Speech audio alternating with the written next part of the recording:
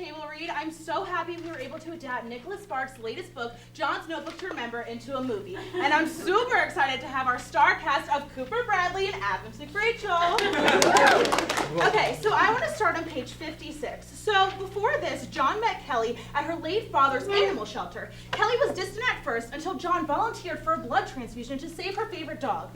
After 6 nights of passionate lovemaking, we find them together on a beach at sunset, surrounded by rose petals. Oh, Kelly, I've never felt this way before.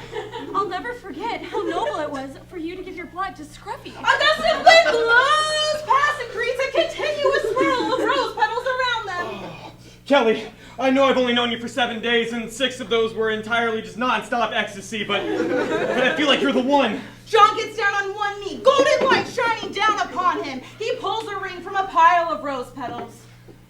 Right after I met you in that animal shelter, I ran straight across the street to your grandfather's jewelry store, and I had to make this ring out of your father's ashes. I know he'd approve of our love. Kelly's eyes glow with happiness, but right before she responds, she falls to the ground. Okay, so now let's jump ahead to the hospital scene so we can really see how this all fits together. Kelly lays in a bed as John cries over her. Kelly's best friend Amanda sits on the other side. She was originally wary of John at first, but now you can see how much she truly loves Kelly. I can now see that you truly love Kelly. I truly do. Dr. Thomas enters the hospital room holding the chart. He has bad news. I have bad news. Kelly has 3 hours to live. I'm very sorry. I know how much you truly loved her. John. John perks up. A sudden idea has popped into his head. Doc, I want Kelly to die as my wife. Will you marry us? I'll be the witness. Thank you, Amanda. A single tear rolls down Dr. Thomas's cheek. I will be honored, but I don't have a marriage license. If you excuse me, I'll be right back with one. Dr. Thomas exits the room and then returns with a marriage license and a tux. I've got it! And John, I know I've only known you for an hour, but you remind me of my dead son. This was the tux I was married in. I want you to wear it.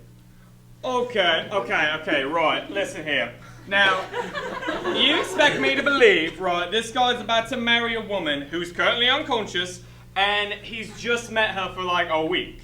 And while wearing my tux that I just have on me at all times. Exactly. And why does John have her father's ashes? I don't know, guys. It makes sense to me. You guys, you're reading too much into this. Look at the big picture. Their love is so strong that anything is possible.